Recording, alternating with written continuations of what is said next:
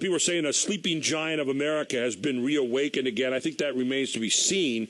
But have you been reawakened, or were you already wide awake out there? 1-800-357-0910. Please call in this morning. We'll take your calls whenever they come in. Joe, your thoughts on those two big rulings that came down last week? Well, I hope that every day when something happens like this, people understand that if they're not out there involved, you're only going to get what you didn't try to make happen. In other words, I really am taken that people seem to be wanting to get back into the process. When I ran against Senator Spectagar, I used to tell you all this all the time. I wasn't alone. Right. I was with the Tea Party. They got engaged. Now, I may disagree a lot with what the Tea Party says, but I applaud their activism. So whether you agree or don't agree with the Supreme Court, I hope there's a reawakening of people getting back into this process, because I got to tell you, it isn't going very well right now. You know what the problem, though, is, Joe, and I don't know if you feel the same way about this. You know, you and I talk kind of regularly and off the air and on the air a little bit here.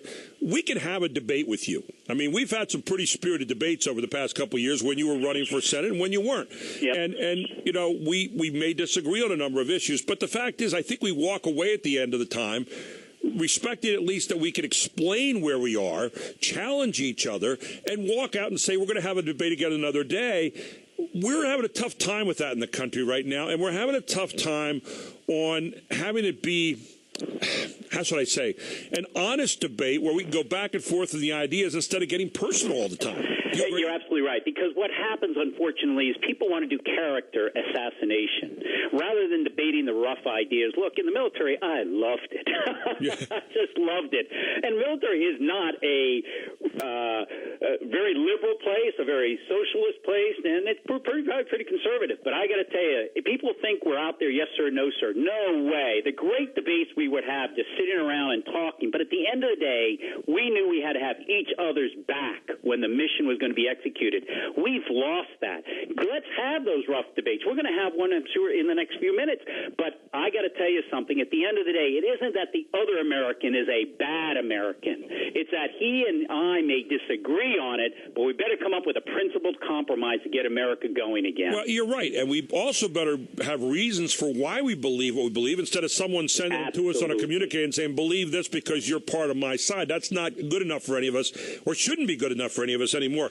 So let's talk a little bit about, first of all, the immigration thing that came down in SB 1070. For all intents and purposes, it wiped it out. People say, well, you can still stop people. But, you know, the first time that happens, we're going to have people say, well, you're profiling, and that's going to end up in the Supreme Court, too. And I would dare say with this court, it will probably get voted down as well. So the point is, the federal government saying, okay, we're in charge of this, you're not. Okay, you can't do things. If the federal government's not doing it, you can't replace that with the state doing it. And I think that's pretty much the gist of what came out of the Supreme Court the other week. What were your thoughts about it when that ruling came down? Yeah, you see, Gary, I actually thought they did pretty darn well. There was two parts of this law, and they took down one which said, a guy walking down the street as a police officer looks in a restaurant. You and I are sitting there having lunch together, and he can't walk in and say, I think you are here illegally. Show me your papers. Yeah. Okay, I don't think you and I ever want anybody to come do this. But if I walk across the street jaywalking, he can stop me and say, you just broke a regulation. You just broke a law. Oh, by the way, as I'm talking to you, think you're illegal. Show me your papers. Yeah. He's allowed to do that. So I thought they broke it down pretty darn well. You just can't walk in because somebody is having a bad day, walks in a restaurant and grabs you. But, you know, just because they think. But if you break a law, let us investigate a bit further. Now, the other thing I believe, though, that came out of the Supreme Court, which was right, they pointed the finger at the federal government and said, you know, you guys, you aren't doing anything to solve this problem, and the Constitution says it's your problem. I applaud George Bush. I applaud John McCain and Ted Kennedy that tried to come up with a principled compromise that both sides may not have agreed with totally, but it was well worth holding your nose and voting for it because they did try to solve it, and we don't have those kind of titans trying to do that today. Yeah, see, I'm on a different side a little bit. I agree with you. Right. I agree with you on one part you mentioned in the first part of your argument there that, okay, we have a situation here where I don't want do you have your papers thing all the time, and yet I also don't want us looking the other way. way, we know we've got a problem in this country. So if you are stopped in the commission of some other kind of crime and you're asked, okay, so be it. I think that's fine. Here's the problem that I have then. So what's the federal government do the next day? President Obama comes out, as well as the Homeland Security Secretary, and says, by the way, we're going to tell ICE agents not to accept anybody that's taken from those kind of situations. Now, the federal government, the executive branch, is supposed to be carrying out the laws, not just the ones they like, but the laws. So they say, okay, the first part of that ruling, we like that, so we'll go with that. But the second part of the ruling, we don't like that, so we're not going to take those people anyway. That seems to me to be going against the very heart and soul of what the executive branch should be doing. Point taken. Yeah. I think your point is there. They should have remained neutral at that spot, and if somebody does call them, they should investigate, pending on whether they're, you only have so many resources. Right. But let's also think about this, though. I think the reason the Supreme Court said, look, we want to make sure that now that you can stop somebody for jaywalking and you can further investigate them, it doesn't go overboard, is in Arizona there's about 2 million Hispanics. Now, a lot of people understand that a lot of the illegal immigration came from south of the border. But of those 2 million Hispanics in Arizona, only about 60 or 80,000 are there illegally. And so they just wanted to say, wait a moment, there's 2 million here who are legally, majority of them citizens. So let's not just be stopping every Hispanic here for you know what I mean? And so I think that's where the caution came. But your other point, you have a good one there. Well, and here's the other problem that I have, Joe. And I'm not opposed to finding some solutions here that are principled. I'm opposed I'm opposed to, I guess, and have been for a long time, at the conversation that we're having to get there. For example, you mentioned about John McCain. All right. John McCain has since switched his thoughts on that because he almost lost his election in Arizona for senator after he lost to President Obama. But here's the point. What did he come up with? They come up with a Z-20 visa. And what the Z-20 visa basically did, for example, was to bypass what I thought should be going for citizenship. Listen, to me, if you're going to make reform for people who are coming to this country, then let's make reform where they have the right to life, liberty, and the pursuit of happiness, which I believe is what we talked about yesterday on July 4th, as opposed to some life, some kind of life, some liberty, and kind of a pursuit of happiness, but not too much. And I think we do a disservice when we have the Z-20 visa, for example, which is a work permit that could have been used time and time and time and time and time again, which the president's kind of been pushing now on some of these people that came here through no fault of their own. Listen, to me, that doesn't solve the problem. And the only thing I disagree with you on really vehemently is the fact you said, well, hold your nose and vote for it. I'm not into that anymore. We've done a lot of that, and look where it's gotten us. We've held our nose and we voted for a lot of things because we said, well, it was a start. But I think our representatives ought to be doing better than that for us, and knowing the unintended consequences and knowing what's going to happen in the long run and talking openly and saying, listen, the Z-20 visa is just simply bypassing and giving kind of a different kind of citizenship to people who deserve more than that if they're coming to this country. Yeah. Look, stepping back and looking at the bigger picture and taking your comments aboard within it. Sure. What I know right now is that in America we have over 3 million jobs that do not have the skilled workforce to take those jobs. With Philadelphia Naval Shipyard, it can't find 182 welders last year to be the kind of welders that can sit at a machine that takes a computer to do the welding. My point of this is, when we finally come together as Americans and get this economy going again, we're going to need a lot more workers than we presently have because, frankly, my generation, the baby boomers, is beginning to have to retire. And so, if we can afford to. Now, the issue then steps back to these illegal immigrants. You and I know that we can't find the 11 million of them. We just can't. And frankly, they aren't coming across the border anymore. We have more immigrants coming from Asia today than we do from south of the border. They've stopped coming because of the economy. And plus, there's been better enforcement during the Bush and Obama administration than we used to have. So you step back and you say, maybe George Bush in 2005, when he had that principal compromise with John McCain's original position, said, you guys are going to pay a fine. You're here illegally. We're going to fingerprint you to see if you did any crime.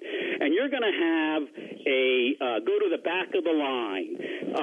And, oh, by the way, which finally was put into law, you're also going to have a touchback that makes you go home and come back. I kind of thought that was the way to do it. Eventually they would get life, liberty, and pursuit of happiness, but we're going to need people. And I practically see that right now today, at most, we find 4% of the illegals every year. With all the money we're putting into and all the effort, I'm a very pragmatic guy. And so, therefore, I believe, eventually we got to get them on board because pragmatically we can't find them all, but they should be penalized, see if they committed a crime, and then they had that touchback requirement. And that's kind of where I stand, that eventually this economy, when we get going again, is going to need everyone pulling the oars of the boat to make it go. Well, and the problem that I have with it is the fact that we have undercut our standard of living in this economy by hiring these people many times, and it's been able to undercut what we've done out there. We've seen it in a lot of different jobs. I know probably in your travels you found out some of the complaints that way too. So you mentioned something though in the beginning of your conversation there about that we're going to need more workers here. That we need a lot of welders, for example, at the Navy Yard. Okay, is that a result of us not having the workers or not having the workers trained properly, which is maybe part of the problem right now with our education system in this country? We ought to be going over there and working on that as opposed to selling out and saying, well, we don't have those people, so let's go get people out here who are skilled from somewhere else. Listen, I have room in my argument for people to come here and work and be on some kind of voucher or whatever. What I don't have is I don't have time to listen to people who talk about immigration as though illegal and legal are the same thing. And I hear that from the president. He talked about it yesterday again. He said, well, this is a nation of immigrants. Yeah, it is. But it's also supposed to be a nation of legal immigrants. And unfortunately, we've included illegal immigrants into it. And when we talk about health care, which we're going to in the next segment, those illegal immigrants are still not going to be covered by health care. Not under this system. And so the point is that we've kind of started to treat them legally, tacitly we do that, but because it's not the right thing to say, we treat them legally when in essence they're illegal, and we're not really addressing the problem. We continue to dance around it with all these other different ideas. Your thoughts? Well, you bring up a couple of good points. First off, and before I talk about the education one, because you're spot on, is let's talk about what jobs we're speaking about. Down in Georgia, they had a law that was passed that was similar, even more tough than Arizona's. Okay, what happened? Boom, all these Hispanics who were illegal kind of left, went to other states. There's a patchwork of immigration law, so they hop around.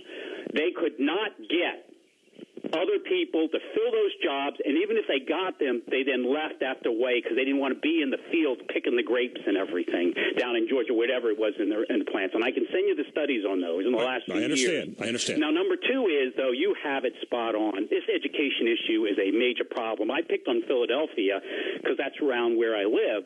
Only 27% of African-American males graduate from high school in Philadelphia. You know what it is for white males? 33%. Yeah. Our school systems are failing, and that's why there's a lot of effort about getting more charter schools and choice and fixing it, because it is about an educated workforce. I don't mean having to go to four-year college necessarily.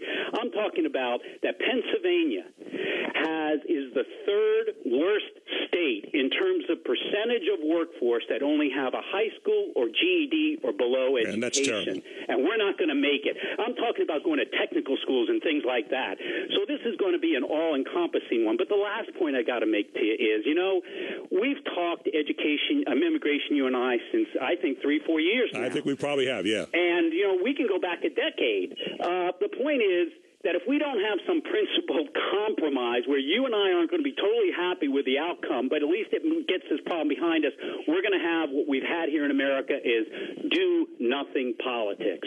And that's why I take a stand on the pragmatic side of it. They're pretty darn hard workers. We can't find 11 million. I know it irks everyone that no one should be allowed to come in illegally. We've got to fix the borders first. You've got to have an ID card before you're hired that the employer has to check. And I got all that. But at the end of the day, Doing nothing means doing nothing. Therefore, you have this cultural issue begin to keep burning us like the Supreme Court brought to the floor the other day. We're on the total same page there. Doing nothing is not acceptable, but the compromise can't improve caving in on total principles there. Somehow we have to have an honest solution that's got to be out there that maybe no one's thought about yet, that needs to make sure that you and I agree on the principles that have made this country great, not some other agenda like getting me elected the next time around, which you've never done, by the way. I will say that publicly. You've been true to your thoughts the whole way along, even if it cost you a little bit. As we'll discuss on the next issue. We will. So we come back at 8:40 this morning. You and I are going to get into the health care ruling. I'm sure that's going to be a lot of fun because you were a guy that said they didn't do enough when they passed the Affordable Health Care Act. So we'll have a little fun with that. Joe Sestak going to be back with us at 8:40 here on York's Morning News. WSBA News Time is 8:28. Good morning. You're listening to York's Morning News on WSBA. I'm Gary Sutton. Jim Horn's on assignment today. WSBA News Time again is 8:40. We're joined again by Joe Sestak, former admiral, former congressman, and all-around good guy. And he's with us here this morning on York's Morning News as we debate some of the issues of the day. And, Joe, I'm sitting here this morning, and I was talking to someone yesterday, and I said, if things are so good in this country, and I listen to the president all the time right now, if things are so good in this country, why do they have to tell us all the time? Why don't we feel them? It seems to me when things are good, we're going to feel they're good. We're going to be spending money on different things. We're going to be doing different things. We're not going to have angst and anxiety. And yet there doesn't seem to be that feeling right now of overall exuberance about the country. What are your thoughts about that? Well, I think you're right. There is a lot of anxiety out there, and rightly so. Look, over 50% of American working families today are learning less than they did 20 years ago in real income, as you take count into inflation. Yep.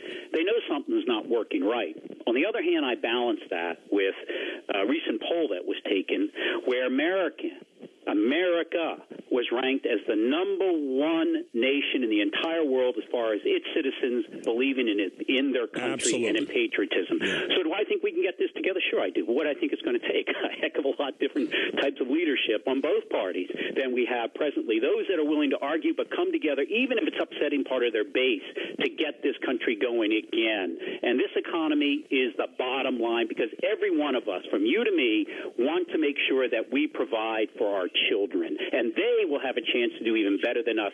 And that's the anxiety, is we're worried that because 50% of Americans haven't been able to do that in 20 years, what's going on here? Well, and there's something different here. And listen, I'm going to hold every president to task, from George Bush, Bill Clinton, George Bush the first, Ronald Reagan, the whole way down the line, for, things that they did wrong, okay?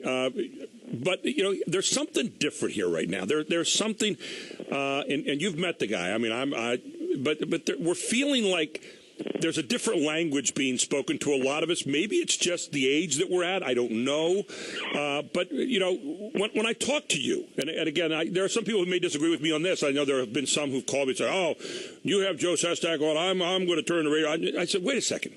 Joe Sestak, the one thing I've always said to you, and I remain true to this, you've always believed in what you said. I remember during the health care debate, and you were running for the Senate, and you stayed true to it. In fact, you went even further than a lot of people said on it, and you were honest about saying why you went there, and I respected that. We disagreed vehemently on that, but I can respect where you're at on that. I don't see that principled leadership today in the presidency. I don't see it. I see agenda stuff. I see a guy who seems to be going totally left, doesn't seem to want to solve the problems, but rather wants to solve them his way and the country be damned. Do you see it that way?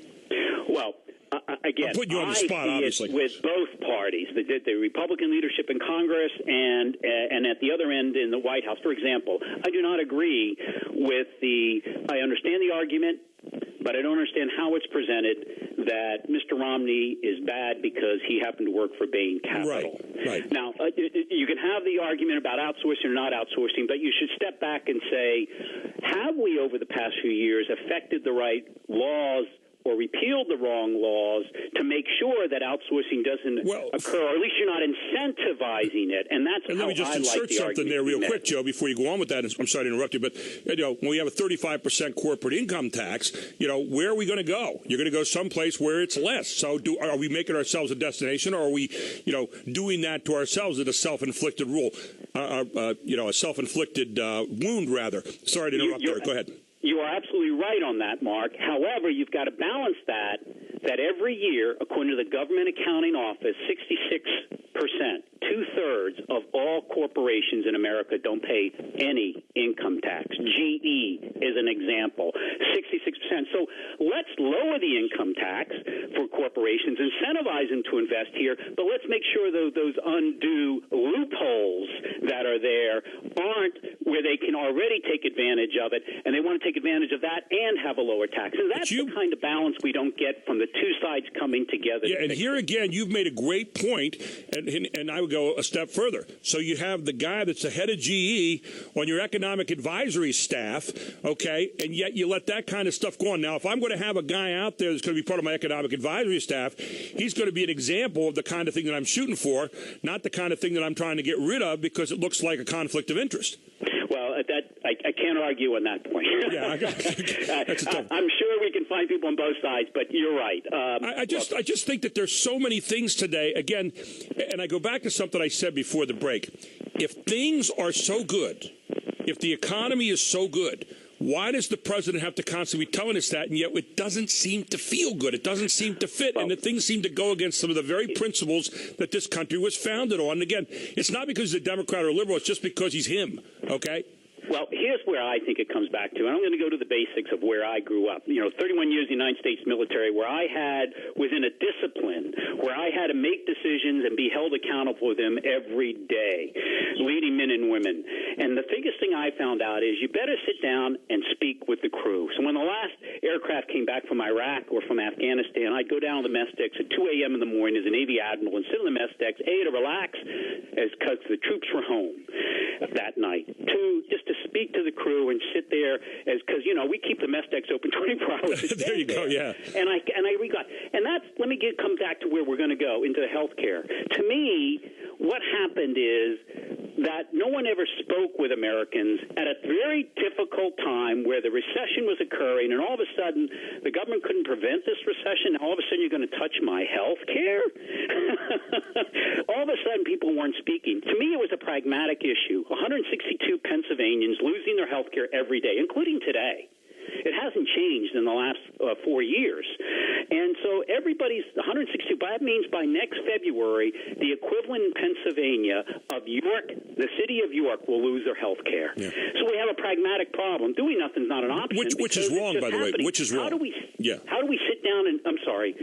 No, you're right. I think that we agree that's wrong. People should not be losing their health care in this society. Go ahead. But nobody sat down and sat with Americans down at a very tough time to say, here's how we're going to go about it. Here's what we're thinking of doing. All of a sudden, it was kind of bandied about down there, and I would argue that one party didn't let the other party in.